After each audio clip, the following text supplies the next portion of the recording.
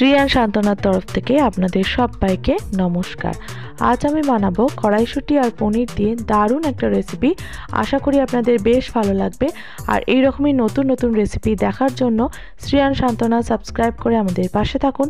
Subscribe করার পর পাশে থাকা বেল বাটন অবশ্যই প্রেস করে রাখবেন, তাহলে আমার আপলোড করা ভিডিও কিংবা রেসিপির নোটিফিকেশনস আপনারা প্রথমেই পেয়ে যাবেন।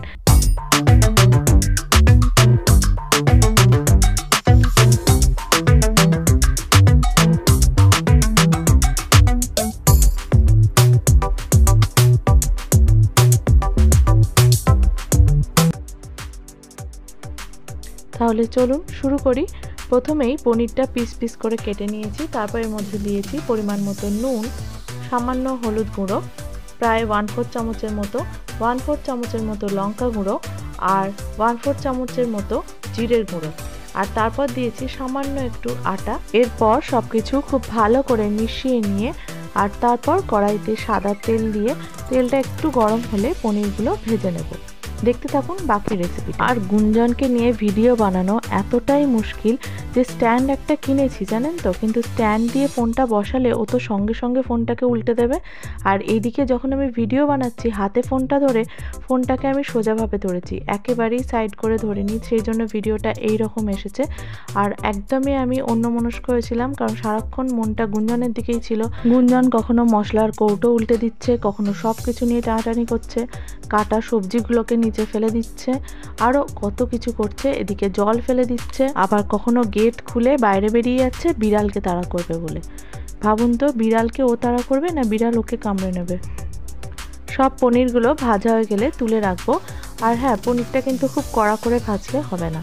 এবার অবশিষ্ট যে তেলটা ছিল তার সাথে আর সামান্য একটু সাদা তেল দিলাম, তারপর দিলাম 1 চিমটির মতো কালো জিরে, আর দিলাম কিছুটা ক্যাপসিকাম কুচি। এবার একটু নাড়াচাড়া করে নিয়ে এর মধ্যে আমি দিয়ে দিয়েছি 1/2 চামচের একটু বেশি আদা বাটা। তারপর একটু ভালো করে নাড়াচাড়া করে নিয়ে এর মধ্যে আমি দিয়ে দেব কিছুটা জিরের গুঁড়ো 1/2 চামচের একটু কম, আর তারপর দিয়েছি লঙ্কার গুঁড়ো 1/4 চামচের মতো, আর দিয়েছি হলুদ গুঁড়ো একদমই 1 চিমটির মতো। আর এখানে আমি একটা পেস্ট বানিয়ে নেব। নিয়েছি 2টো কাজু বাদাম, 2টো কাঁচা লঙ্কা, কিছুটা কিশমিশ, আর এর মধ্যে আমি দেব টক দই 2 চামচের মতো, আর তারপর এর মধ্যে আমি দিয়েছি কিছুটা টমেটো কোচানো, আপনারা চাইলে অর্ধেক টমেটো দিতে পারেন। আর তারপর সামান্য একটু জল দিয়ে আমি একটা মিহি পেস্ট বানিয়ে নেব। হ্যাঁ, এর মধ্যে কিছুটা জয়িত্রীও দিয়েছি, আপনারা চাইলে এইখানে কিছুটা মেথি পাতাও দিতে পারেন, তবে আজকে আমি দিইনি। আর এখন জানেন তো, নতুন কিছু বানালেও ভিডিও কিন্তু করা হয়ে ওঠে না, আর ভিডিও যদিও বা করি সেটা এডিট করা হয়ে ওঠে না। এডিট করতে করতে অনেক দিন সময় চলে যায়, আর ভিডিওটা আপলোড করতেও অনেক দেরি হয়ে যায়। আর এদিকে একটা প্রেশার কুকারে আমি কিছুটা কড়াইশুঁটি, একটা বড় সাইজের আলু ছোট ছোট করে কেটে নিয়েছি, তার মধ্যে দিয়েছি সামান্য নুন আর জল দিয়ে ওটা সেদ্ধ বসিয়ে দিলাম। আর এদিকে দেখুন পেস্টটা হয়ে গেছে। আমি পেস্টটা আবার কড়াইতে দিয়ে দিলাম, ভালো করে সব কিছু মিশিয়ে নিচ্ছি, তেল ছেড়ে যাওয়া অবধি ওয়েট করব। এরপর আমি দেব কিছুটা কাঁচা লঙ্কার কুচি আর সামান্য একটু চিনি, যেহেতু টক দই দিয়েছি তাই চিনিটা একটু দিতেই হবে টেস্টে ব্যালেন্স আনার জন্য। আর এদিকে গুঞ্জন এডি অয়েলের বোতল খুলে ফেলেছে, তাই আপনারা দেখতে থাকুন বাকি রেসিপিটা।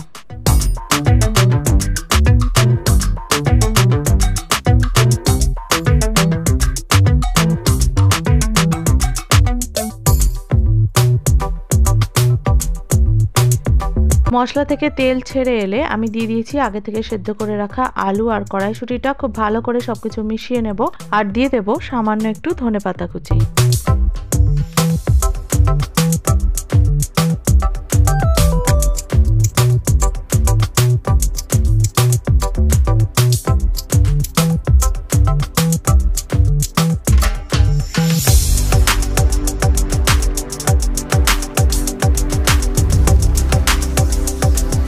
এবার মিক্সার গ্রাইন্ডারে যে পেস্টটা লেগেছিল সেটাতেই একটু জল দিয়ে তারপর আমি এখানে দিয়ে দিলাম, এখানে প্রায় 1/4 কাপের মতো জল দিয়েছি। এবার সব কিছু খুব ভালো করে মিশিয়ে নেব, আর এবার দিয়ে দেব আগে থেকে ভেজে রাখা পনিরটা।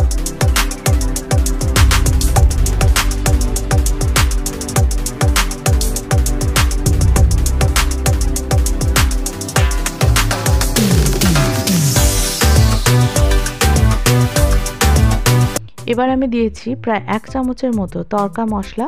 খুব ভালো করে সব কিছু মিশিয়ে নেব।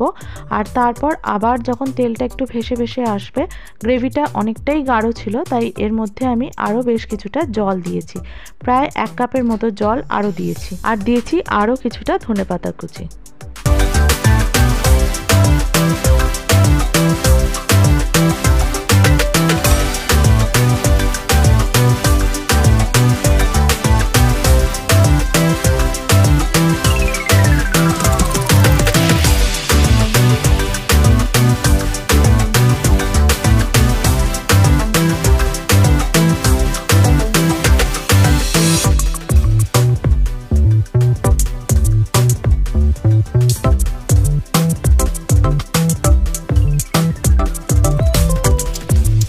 রান্নাঘরের আলোটা খুবই কম, তাই এই রকম কালার আসছে। আসলে কিন্তু কালারটা ভীষণ ভালো এসছে।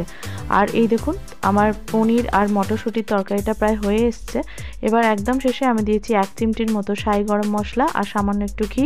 চাপা দিয়ে 5 মিনিটের মতো রেখে দিয়েছিলাম। আর মাঝে এই যে মাছ নিয়ে এসেছে, মাছগুলোও ধুয়ে বেছে নিলাম। তাহলে চলুন পনিরটা ঢেলে নিই আর রান্নাঘর থেকে ডাইনিংয়ে নিয়ে গিয়ে আপনাদের দেখাচ্ছি। ওখানে আলোটা কিন্তু ভালো আছে।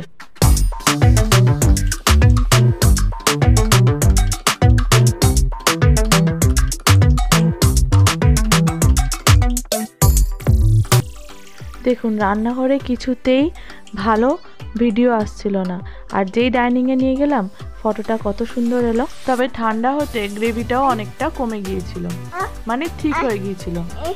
আজ এই পর্যন্তই। আবার দেখা হবে নতুন কোনো ভিডিও অথবা রেসিপির সাথে। আর গুঞ্জন অনেকক্ষণ থেকেই কিছু বলতে চাইছে, তাই ওকে দিয়েই আজকে শেষ করব। ধন্যবাদ, বাই বলো good night. Bye bye bye.